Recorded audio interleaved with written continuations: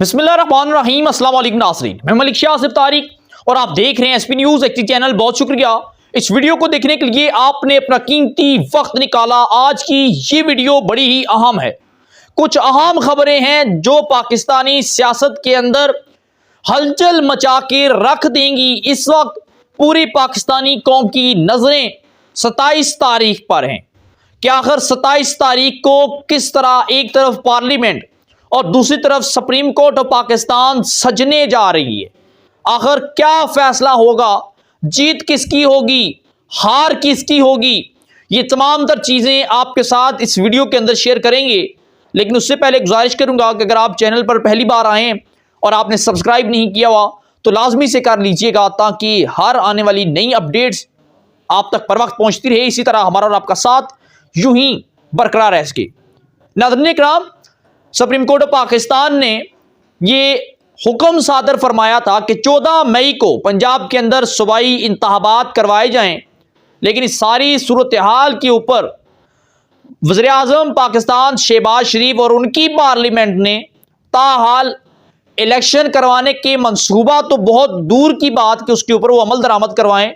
उन्होंने supreme court of Pakistan के हुक्म के बावजूद ताहाल इलेक्शन के लिए जो पैसे चाहिए थे, जो फंड चाहिए थे, वो ताहाल रिलीज नहीं किए। इसके साथ साथ 21 तारीख को पार्लियामेंट और वज़ीर आज़म पाकिस्तान शहबाज शरीफ साहब की ज़ेरे क़यादत एक बिल पेश किया गया और इस बिल के अंदर ये वाज़ेह था कि चीफ जस्टिस ऑफ पाकिस्तान अकेला सुमोटो एक्शन नहीं ले सकता। और दूसरी बात उसके अंदर यह भी थी, अगर चीफ जस्टिस ऑफ पाकिस्तान अता बंदयाल या कोई भी चीफ जस्टिस अगर वो सुमोटो एक्शन लेता है तो वो अकेला नहीं ले सकता। उसके साथ जो 3 जजेस होंगे, या फिर बेंच की सूरत के अंदर हो, या फिर 3 सीनियर जजेस जो होंगे, जिनमें एक तो अता बंदयाल, दूसरे काजी फाजी साहब, तीसरे को मोहसिन जज साहिबान, ये तीनों मिलकर एक साथ मुश्तरका तौर पर जो फैसला करेंगे वो काबिल कबूल होगा। लेकिन चीफ जस्टिस ऑफ पाकिस्तान अकेले तौर पर किसी सुमोटो एक्शन नहीं ले सकते। और पार्लियामेंट ने 21 तारीख के सेशन के अंदर ये जो है डेजर्ट जारी कर दिया है कि चीफ जस्टिस ऑफ पाकिस्तान अकेले तौर पर कोई फैसला नहीं जारी कर सकते, किसी सूरत सुमोटो एक्शन नहीं ले सकते। और इसके साथ साथ इससे पहले जितने भी चीफ जस्टिस ऑफ पाकिस्तान ने सुमोटो एक्शन लिए, ये तमाम के तमाम सुमोटो एक्शन को मुअत्तल कर दिया गया है। पुराने अगले पिछले तमाम सुमोटो एक्शन मुअत्तल कर दिए गए हैं।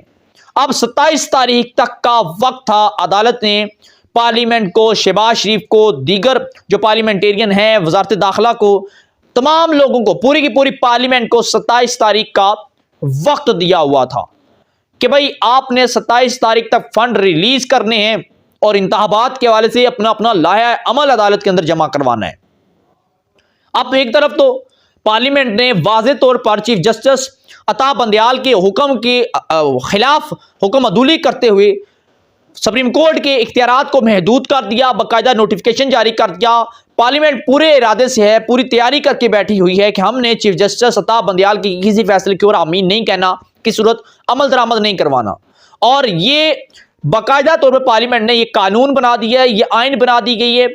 और ये भी इस आइन के अंदर शामिल किया गया है कि अगर जो शख्स किसी भी ओहदे के ऊपर है, अगर वो इस आइन को तोड़ता है या फिर पार्लियामेंट की इस बनाए हुए बिल के खिलाफ हुक्म जारी करता है, तो उसके ऊपर गद्दारी का मुकदमा दर्ज करके उसे गिरफ्तार भी किया जा सकता है। तो ये सारा का सारा जो मवाद था, सारा का सारा जो बिल था, सारी की सारी जो पार्लियामेंट की जो प्लानिंग थी, ये सारी की सारी चीफ जस्टिस अता बंदयाल के खिलाफ थी।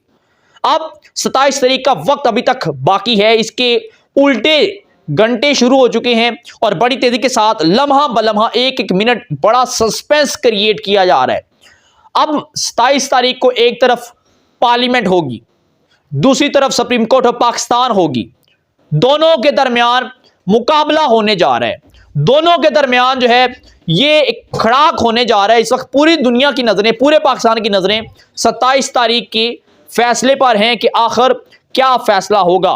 पहली बात यह है कि 27 तारीख को या तो चीफ जस्टिस ऑफ पाकिस्तान अता बंदयाल बचेंगे या फिर वज़ीर आज़म पाकिस्तान मियां मोहम्मद शहबाज शरीफ बचेंगे, या फिर चीफ जस्टिस अता बंदयाल अपने ओहदे पर काम करेंगे, या फिर वज़ीर-ए-आज़म शहबाज शरीफ अपने ओहदे पर काम करेंगे, या फिर चीफ जस्टिस अता बंदयाल गिरफ्तार होंगे या मुस्तीफा होंगे, या उन्हें उनके ओहदे से बरतरफ किया जाएगा, या फिर दूसरी बात यह है कि चीफ जस्टिस अता बंदयाल अदालती आइन और कानून की धज्जियां उड़ाने की बिना पर, तौहीन अदालत की बुनियाद पर वज़ीर-ए-आज़म शहबाज शरीफ को नाअहल भी कर सकते हैं, नाअहल भी कर सकते हैं, गिरफ्तारी का हुक्म भी दे सकते हैं। यानी कि 27 तारीख का जो मार्का है ये बहुत बड़ा मार्का होने जा रहा है, बहुत बड़ा मार्का होने जा रहा है, और इसके अंदर जो जीत होगी ये किसी की होती हुई दिखाई नहीं दे रही।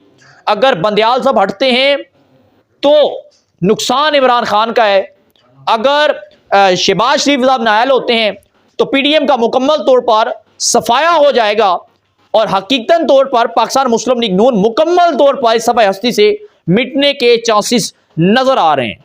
27 तारीख का मार्का बड़ा अहम मार्का है।